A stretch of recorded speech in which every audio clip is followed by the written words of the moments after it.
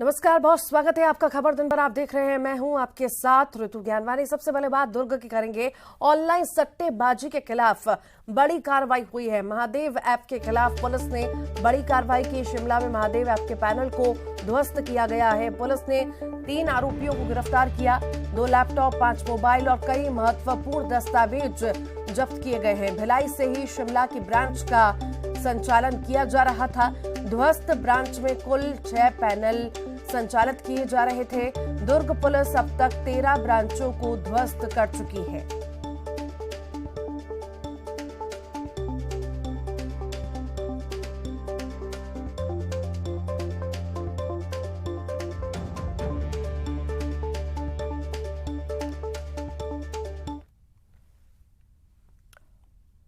बिलासपुर से बड़ी खबर की बात करते हैं। वंदे भारत एक्सप्रेस ट्रेन को कल दिखाएंगे हरी झंडी। कल पीएम नरेंद्र मोदी दिखाएंगे हरी झंडी।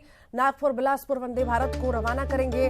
12 दिसंबर से यात्रियों के लिए ट्रेन उपलब्ध होगी। आज से ट्रेन के लिए टिकट बुकिंग शुरू होगी। रेलवे ने जारी किया है ट्रेन का number 20,825, 20,826।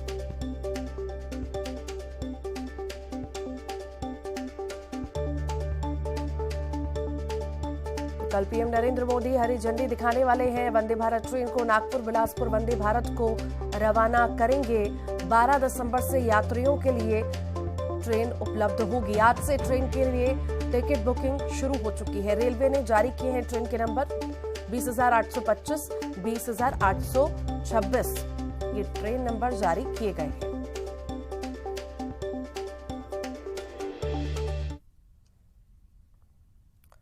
Bhopal school bus rape कांड में सजा। बिलबोंग स्कूल की बस में बच्ची से रेप का यह मामला है। दोनों आरोपियों के खिलाफ आरोप साबित हो चुका है। मुख्य आरोपी हनुमत जाटव से आरोपी उर्मिला साहू दोषी करार किए गए हैं। सोमवार को जिला कोर्ट सजा पर फैसला सुनाएगा। 8 सितंबर को बच्ची के साथ वारदात हुई थी। 13 सितंबर को महिला थाने में केस दर्ज हुआ था। 32 गवाह, 242 पेज की चार्जशीट। पुलिस ने 20 दिन में चालान पेश किया था।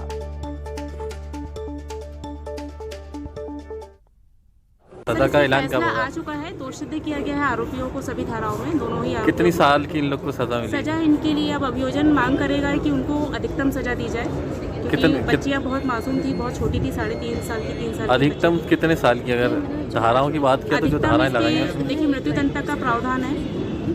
अभियोजन की पूरी मांग रहेगी कि बिलासपुर में मासूम बच्चों के साथ जो जाती है उसके मामले में कोर्ट ने अपना फैसला भी सुनाया। मैम, क्या उस पूरे मामले में दोषी माना गया दोनों आरोपियों?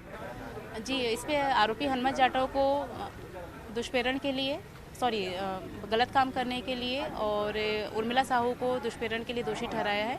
और दंड के प्रश्न के लिए मामला सोमवार को रखा गया है।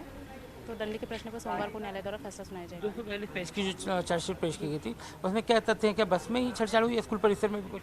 नहीं, बस में दोनों बच्चियों ने ये बताया है कि बस में ही जो बस अंकल थे उसको गोद में बैठाकर उसके साथ गलत काम करते थे, अश्लील हरकतें करते थे, छेड़छाड़ करते थे। और उर्मिला साहू बस में ही उपस्थित रहती थी इस दौरान, घटना के दौरान संपूर्ण। क्या हो सकता है मैम इस सजा में? क्या प्रावधान हो सकता है इन लोगों के? अभियोजन तो मांग करेगा कि इनको अधिकतम सजा दी जाए न्यायालय द्वारा। मतलब फिर भी मंडे को अब क्या फैसला सुनाया जाएगा? देखिए, इस पे अधिकतम है मृत्युदंड, आजीवन कारावास, मृत्यु पर्यंत तक। तो देखते हैं, अभियोजन की मांग रहेगी कि अधिकतम सजा कोर्ट द्वारा उनको दी जाए दोनों आरोपी को। शुक्रिया। तो ये थी मनीषा पटेल मैम। इन्होंने बताया कि बिलासपुर मामले में कोर्ट ने जो अभी फैसला सुनाया उसमें सोमवार को ही कोर्ट अपना फैसला सुनाएगा। अभी फिलहाल दोनों जो आरोपी हैं, दोनों ही आरोपियों को कोर्ट ने दोषी माना और इस पूरे मामले में कह सकते हैं दोनों की मुश्किलें बढ़ चुकी हैं। कैमरा पर्सन संजय पांडे जी के साथ जितेंद्र शर्मा, न्यूज़ 18 भोपाल। बैतूल की बात करेंगे। बोरवेल में गिरे तन्मय की मौत के बाद जिला प्रशासन एक्शन में आया है और खुले बोरवेल चिन्हित करने कलेक्टर ने जांच दल भी बना दिया है। हर तहसील क्षेत्र में सर्वे करेंगे अलग अलग जांच दल। 1 सप्ताह के अंदर सभी जांच दल अपनी रिपोर्ट भी सौंपेंगे। कलेक्टर को ये रिपोर्ट दी जाएगी। खुला बोरवेल पाए जाने पर बोरवेल मालिक के खिलाफ कार्रवाई होगी। कलेक्टर अमनवीर सिंह वैस ने आदेश जारी किए हैं।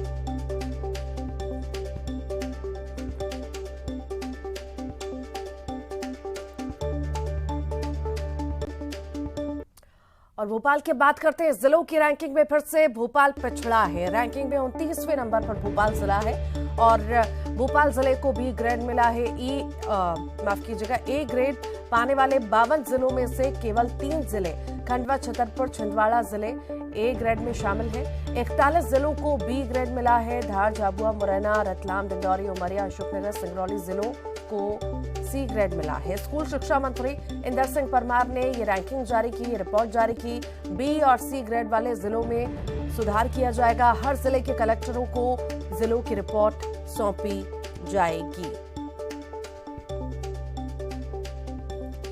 काम होता जाएगा, उसकी रैंकिंग बदलती जाएगी।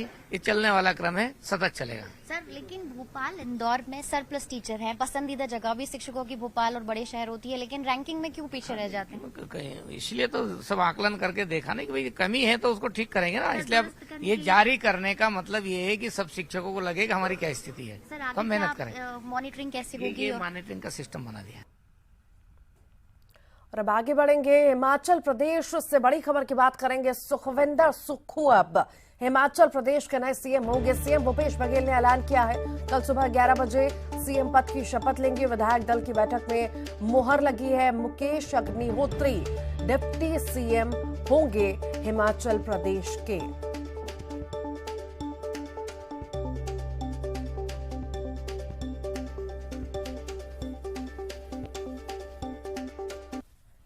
विधायक दल ने कल सर्वसम्मति से हाईकमान को अधिकृत किया था विधायक दल के नेता चुनने के लिए, और हाईकमान ने आज सुखविंदर सिंह सुक्खू को कांग्रेस विधायक दल का नेता यानी मुख्यमंत्री के रूप में चयन किया है और उप मुख्यमंत्री के रूप में भाई मुकेश अग्निहोत्री का नाम चयन किया है। शपथ सर कल 11 बजे। सर कैसे देखते हैं, जो कैसे चलेगा राज्य के? बहुत बढ़िया चलेगा और पूरे अब देवभूमि से जो संदेश है पूरे देश में जाएगा। आरक्षण पर राज्यपाल अनुसुईया उइके का बड़ा बयान सामने आया। आरक्षण को लेकर आदिवासी समाज में आक्रोश था। आक्रोश शांत करने के लिए सीएम को पत्र लिखा था। 20 से 32% आरक्षण करने के लिए पत्र लिखा था। मैंने केवल आदिवासी आरक्षण बढ़ाने के लिए सत्र बुलाने को कहा था। सरकार ने सबका आरक्षण बढ़ा दिया।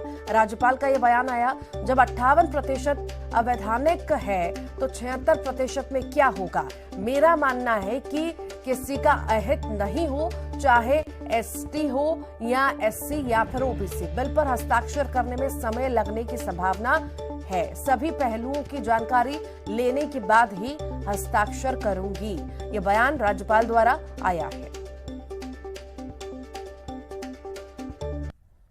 मेरा ये कहने का मतलब है कि किसी का भी अहित ना हो, चाहे ओबीसी हो, चाहे एससी हो, चाहे जनरल हो, जो भी आरक्षण किया है उन सभी को इसको जस्टिस मिले, उस दृष्टि से कि आगे भविष्य में इस तरह की कोई परिस्थितियां पैदा ना हो कि फिर वो कोर्ट में जाकर या तो स्टे हो जाएगा तो फिर जहाँ का तहाँ हो जाए। तभी मैं आज मैं साइन कर दूं बिना सोचे, क्योंकि मेरा कमिटमेंट था जो जनजाति का आक्रोश को शांत करना, उनकी मांग को लेकर। जो चिट्ठी मैंने लिखी आपके सामने वो सारी तथ्य को मैंने बता दिया। रायपुर से बड़ी खबर की बात करेंगे। आरक्षण संशोधन विधेयक पर हस्ताक्षर का ये मामला है। राज्यपाल से कैबिनेट मंत्री मिलेंगे। संशोधन विधेयक पर दस्तखत करने का अनुरोध करेंगे। वन और कानून मंत्री मोहम्मद अकबर का बयान आया, एक बार फिर से राज्यपाल से मुलाकात करेंगे।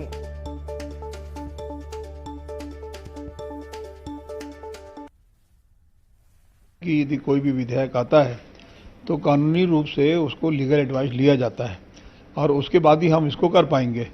तो हमने कहा ठीक है, तो आप लीगल एडवाइस के बाद कर दीजिए। तो बोले कि आज तो नहीं हो पाएगा और जल्दी हम इसमें लीगल एडवाइस लेके और फिर इसको करेंगे। लेकिन अब लगभग 8 दिन हो चुके हैं और अब तक उसमें हस्ताक्षर हुआ नहीं है। अब एक बार हम लोग फिर से जाएंगे, अनुरोध करेंगे कि बहुत से लोगों की नियुक्ति रुकी हुई है आरक्षण को लेकर, तो इसको जल्दी से जल्दी कर दिया जाए। और यदि उनको कानूनी रूप से कोई सलाह लेना है तो वो ठीक है, वो उनका लुकआउट है कि वो ले सकते हैं। वहीं इस मामले पर मंत्री कवासी लखमा ने कहा कि हम सबको उम्मीद है कि राज्यपाल भी आदिवासी वो विधेयक पर हस्ताक्षर जरूर करेंगे। इसी के साथ ही उन्होंने कहा कि राज्यपाल पर दबाव होगा, इसीलिए अभी तक हस्ताक्षर नहीं हुआ। एक आदिवासी और मध्य प्रदेश का बेटी है, हम लोग उसी राज्य से आए हैं, और एक महिला कभी जोबान का पक्का होते हैं, इसलिए आज कुछ दिन जब करेगा हमको उम्मीद रखना पड़ेगा, उम्मीद सबसे बड़ा है, इसलिए हम लोग इस उम्मीद में है। राज्यपाल भी महिला है और आदिवासी है, राष्ट्रपति भी महिला है, आदिवासी है, इसलिए उम्मीद तो करना पड़ेगा। कोरबा नगर पालिक निगम के WT प्लांट के पीछे 1.25 करोड़ लागत से नाले का निर्माण किया जाएगा और इसके लिए राजस्व मंत्री ने किया और इसी दौरान राजस्व मंत्री ने अधिकारियों को पूरी गुणवत्ता के साथ समय पर काम पूरा करने के निर्देश दिए हैं। शहर के अलग अलग जगहों पर बरसाती पानी का सही तरीके से निकासी और जलभराव की समस्याओं के निदान के लिए नाले का निर्माण कराया जा रहा है। तरफ से 8-8 लाख रुपए हर वार्ड के लिए भी स्वीकृत हुआ, जो काम शुरू हो रहे हैं, और इस नाला के बनने से वार्ड वासियों को थोड़ा बहुत लाभ मिलेगा कि जल निकासी हो सकेगी, जो बारिश के समय परेशानी थी वो दूर होगी और सभी वार्डों में विकास के कार्य जो भी समस्याएं हैं उनका समाधान करने की जिम्मेदारी नगर निगम के महापौर और उनके सभी टीम के सदस्य और सभी अधिकारियों की है। सरगुजा के ग्रामीण क्षेत्रों में अब शहरों की तर्ज पर स्वच्छता प्रबंधन पर काम किया जाएगा। दरअसल स्वच्छ भारत मिशन के फेज 2 की स्वीकृति मिलने के बाद जिला प्रशासन ने ग्रामीण स्वच्छता प्रबंधन पर काम शुरू कर दिया है, जिसके लिए ग्राम पंचायतों के सरपंच सचिव सहित ब्लॉकों के अधिकारियों को प्रशिक्षण दिया जा रहा है। अंबिकापुर जिला पंचायत में 3 दिवसीय ट्रेनिंग दी गई है। बता दें कि स्वच्छ भारत मिशन के फेज 2 के तहत ग्राम पंचायतों में SRLM सेंटरों के जरिए घर घर सूखा, प्लास्टिक और ई-वेस्ट कचरे को संग्रहण करने का काम किया जाएगा। कल से लेकर आज तक हमको ODF प्लस के बारे में प्रशिक्षण कार्यशाला आयोजित की गई थी। इसमें विभिन्न पहलुओं पर हमको जानकारी दी गई। जैसा कि आप सभी को मालूम है कि हमारा सरगुजा जिला 26 जनवरी 2017 को ही ODF घोषित हो गया था और चरण है ODF प्लस है, मतलब एक कदम। आपने अब तक सरहद पर स्कूल, कॉलेज सहित शासकीय संस्थानों में राष्ट्रगान गाते जरूर सुना होगा, लेकिन बालोद मुख्यालय एक दुकान में राष्ट्रभक्ति हर रोज देखने को मिलती है। यहाँ राष्ट्रगान के बगैर काम की शुरुआत नहीं होती।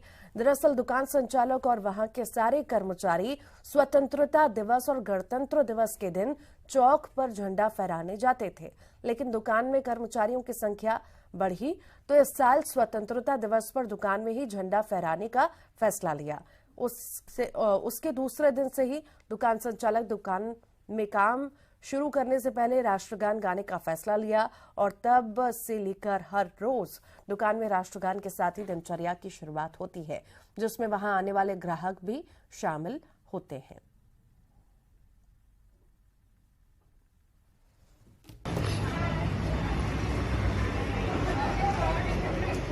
भारत माता की जय, वंदे मातरम। ये हमारे यहाँ 15 अगस्त से चालू किया गया है। भैया राष्ट्रगान क्या है, कोई नहीं करता है, मतलब भक्ति गीत और क्या जो भी चीज है ये सब सभी लोग गाते हैं, लेकिन राष्ट्रगान कोई नहीं गाता है। इसको देख के हमारे दुकान में ये चालू किया गया है कि हम लोग राष्ट्रगान गाएं।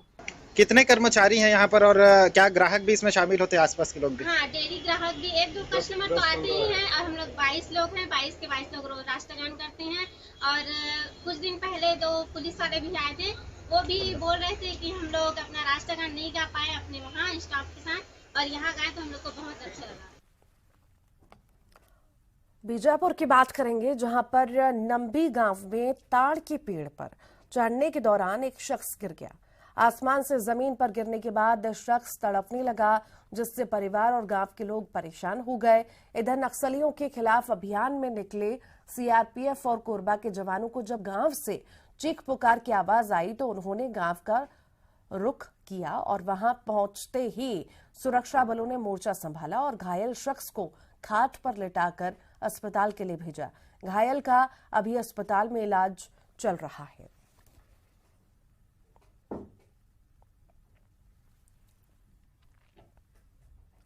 कोंडागांव जिले में खेल प्रतिभाओं की कमी नहीं है। खासकर ग्रामीण इलाकों में हर खेल के माहिर खिलाड़ी मौजूद हैं, लेकिन प्रतिभाएं सिर्फ गांव की गलियों तक सीमित थीं। शर्म और झिझक के कारण उनके बढ़ते कदम आगे बढ़ने में रोड़ा बनी हुई थी। गांव की गलियों तक सीमित रहने वाले खेल प्रतिभाओं को छत्तीसगढ़िया ओलंपिक के जरिए मंच मिला और महिलाओं ने ऐसा जुनून दिखाया कि आज ये राष्ट्रीय स्तर पर अपनी पहचान बनाने के लिए तैयारी में जुटे हैं। महिलाओं का कहना है कि वे किसी से कम नहीं और मौका मिलने पर वो राष्ट्रीय स्तर पर अपना दम दिखा सकती हैं। मैं गांव घर में खेलती थी, खो खेलती थी। अब जब सरकार ने हमारे लिए खेल कार्यक्रम का आयोजन करवाए हैं तो आज हम राज्य स्तरीय खेल खेल रहे हैं प्रतियोगिता, और आज हम देश के नाम और अपने राज्य के और अपने जिला के नाम रोशन करना चाहते हैं। सर, मैं गांव स्तरीय में खेल रही थी, अब यहाँ तक पहुँच गई हूँ। पहले कहाँ खेलते थे तुम लोग? गाँव घर, पहले गांव घर में खेले थे, उसके बाद पंचायत खेले थे, उसके बाद बड़े राजपुर आए। देखिए, बहुत अच्छा मंच है। मैं यदि कहना चाहूँ, कई ऐसे खिलाड़ी हैं, कई ऐसे प्रतिभावान खिलाड़ी हैं जिन्हें मंच नहीं मिलने की वजह से वो अपनी प्रतिभाओं को अपने घर तक ही सीमित रख पा रहे थे। वो झिझक रहे थे, मंच नहीं मिलने की वजह से अपनी प्रतिभा को लोगों के बीच में नहीं ला पा रहे थे। लेकिन निश्चित तौर पे सरकार को ये धन्यवाद देना पड़ेगा कि उन्होंने इन प्रतिभाओं को सरकार ने खेल का वो मंच सजाया कि गांव से झुंड के झुंड खेल प्रतिभाएं सामने आने लगी। आज हालात ये हैं कि जो गांव की गलियों में खेलते थे वह जिला स्तर पर अपने खेल का प्रदर्शन कर रहे हैं, और इन खिलाड़ियों का मानना है कि यदि इन्हें ऐसा ही मंच मिलता रहे तो एक दिन वो दूर नहीं कि राज्य और देश के साथ साथ इंटरनेशनल स्तर पर भी अपनी पहचान बनाएंगे। न्यूज़ 18 के लिए कोंडागांव से विवेक श्रीवास्तव। और इसी के साथ ही खबर दिन भर के इस बुलेटिन में इतना ही।